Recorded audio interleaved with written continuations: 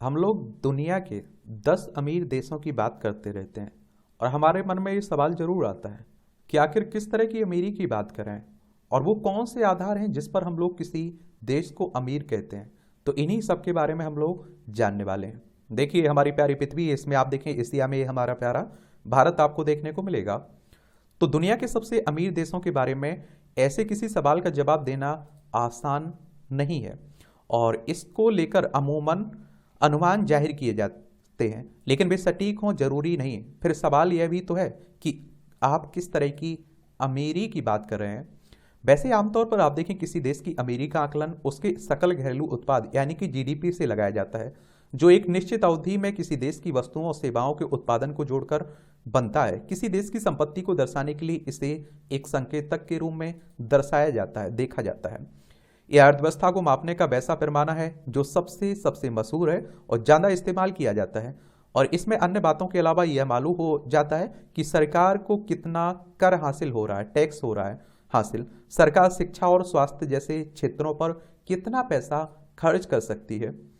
हालांकि इस पैमाने पर लोग सवाल भी उठाते रहे हैं, लेकिन इसके आधार पर दुनिया के 10 अमीर देशों के बारे में जानकारी मिल सकती है।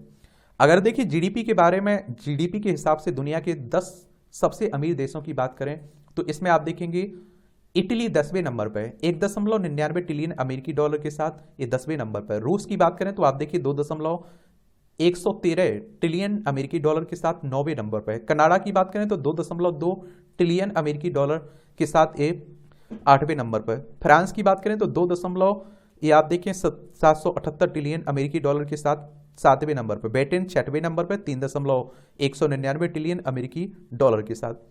भारत की बात करें तो हम लोग 5वें स्थान पर हैं और हम लोग तीसरे स्थान की बात करते रहते हैं कि हम लोग जाएंगे। तो 3.469 ट्रिलियन अमेरिकी डॉलर के साथ भारत 5वें नंबर पर है। जर्मनी 4.031 ट्रिलियन अमेरिकी डॉलर के साथ 4थे नंबर पर है।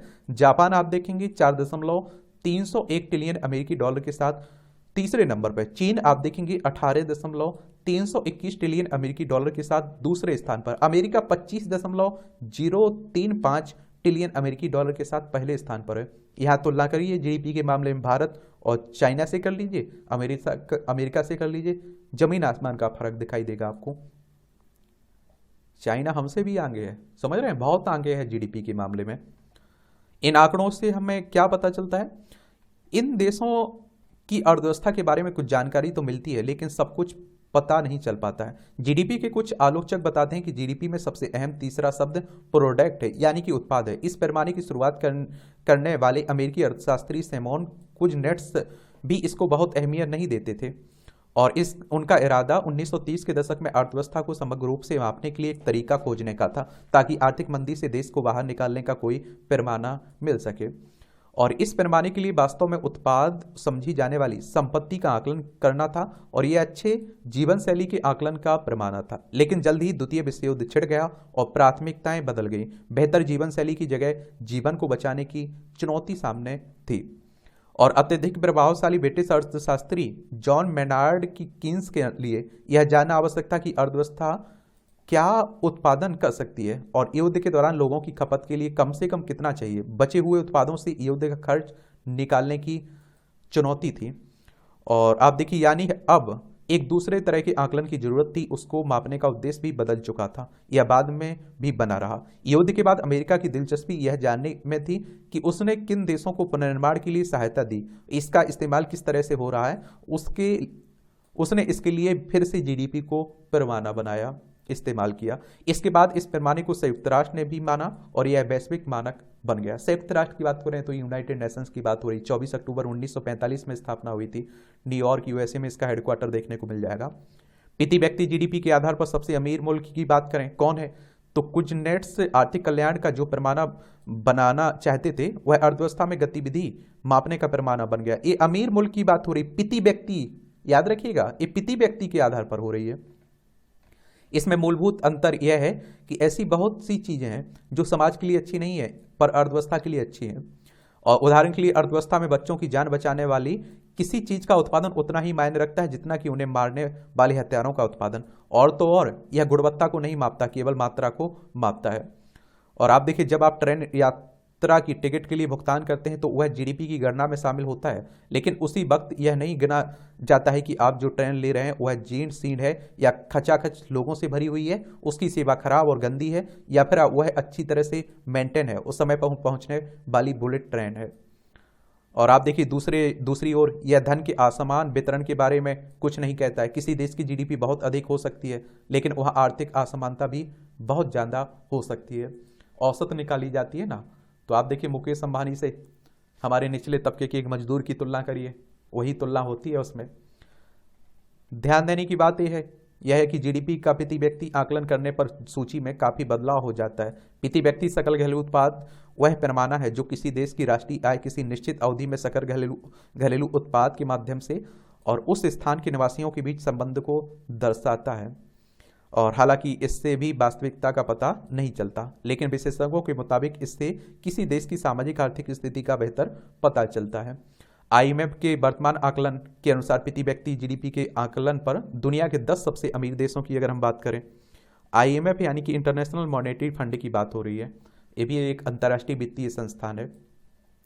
तो इसमें आप देखते हैं कि प्रति व्यक्ति जीडीपी के आधार पर लग्जमबर्ग पहले पर है, सिंगापुर दूसरे, आयरलैंड तीसरे पर है, और आप देखिए कतर चौथे पर, मकाऊ पांचवें नंबर पर, स्विट्जरलैंड छठवें पर, नॉर्वे सातवें पर, और आप देखिए संयुक्त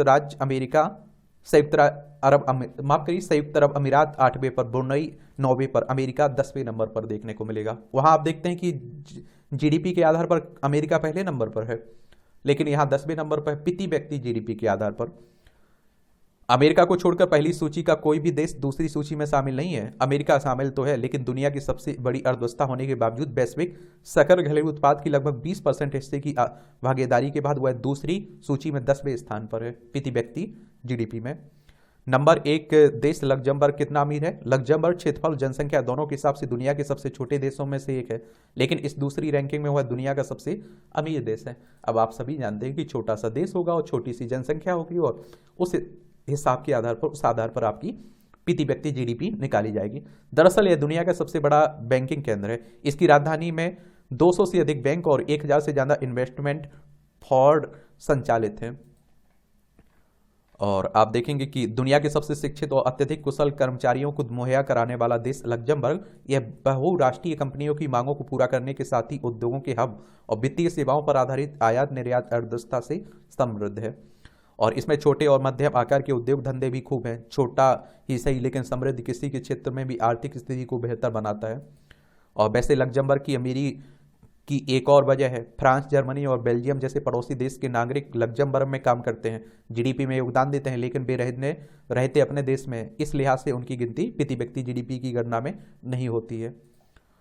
और टैक्स में रियायतों के चलते वह विदेशी कारोबारियों को भी आमंत्रित करता है। समाचार पत्र ला मोंडे और इस ड्यूस से जेटोंग के अनुसार देश में पंजीकृत 90% कंपनियां के मालिक विदेशी हैं इसमें, लेकिन यहाँ कर्मचारियों की पगार बहुत अधिक है।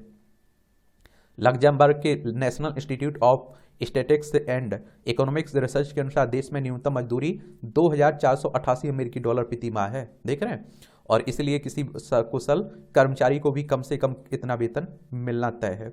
और हमारे यहाँ देखिए न्यूनतम मजदूरी कानून तो बना हुआ है, लेकिन वो लागू ही नहीं है, उसके हिसाब से कभी तय ही नहीं होती है। यहाँ प्रति घंटे काम के लिए 14.40 अमेरिकी डॉलर मिलते हैं। ये 80, आपने यहाँ से देखिए 80-83 का डॉलर चल रहा है, गुणा करके निकाल सकते हैं। जो अमेरिका की न्यूनतम मजदूरी 7.25 डॉलर प्रति घंटे की तुलना में दोगुना है। वैसे दुनिया भर में प्रति घंटे सबसे ज़्यादा भुगतान ऑस्ट्रेलिया में होता है। 2022 के आंकड़ों के मुताबिक वहाँ एक घंटे के लिए न्यूनतम मजदूरी 14.54 अमेरिकी डॉलर प्रति घंटा है। लग्जमबर्ग से थोड़ा ही ज़्यादा है यहाँ। और लग्जमबर्ग में औसत वेतन आप देखिए 5380 अमेरिकी डॉलर प्रति माह है महीने में, लेकिन बैंक और बीमा कंपनियों, ऊर्जा उद्योग, सूचना प्रौद्योगिकी में काम करने वाले लोगों को इसकी काफ़ी अधिक वेतन मिलता है। एक कम से कम की बात हो रही है, अधिकतम तो कुछ भी हो सकता है। भारत की स्थिति क्या है देख लीजिए। हमारे भारत को भी, भारत की अर्थव्यवस्था वैसे तो जीडीपी के पैमाने पर दुनिया की 5वीं अर्थव्यवस्था है, लेकिन प्रति व्यक्ति जीडीपी के पैमाने पर दुनिया के 194 देशों की सूची में भारत 144वें नंबर पर आता है। सोचिए, हम लोग 144वें नंबर पर आते हैं। एशियाई देशों में इस सूची में भारत 33वें पायदान पर है। न्यूनतम मजदूरी के आकलन में भारत का राष्ट्रीय औसत 2.16 प्रति दिन का है, यानी कि करीब $65 प्रति माह, और ये भी नहीं मिल पाती है कई लोगों को, तो कई लोग ऐसे भी देखने को मिलते हैं। तो भारत में बहुत असमानता है। ये हमारा भारत हो गया, ये चाइना, ये रूस है, आप लोगों को देखने को मिलेगा। यहाँ आपको इटली देखने को मिल जाएगा, यहाँ आप देखें संयुक्त राज्य अमेरिका देखने को मिल जाएगा। उत्तरी अमेरिका में देखिए यूनाइटेड स्टेट्स, यूएसए, इसी को अमेरिका कह देते हैं आप लोग। तो यही कहानी है दुनिया के 10 अमीर देशों की।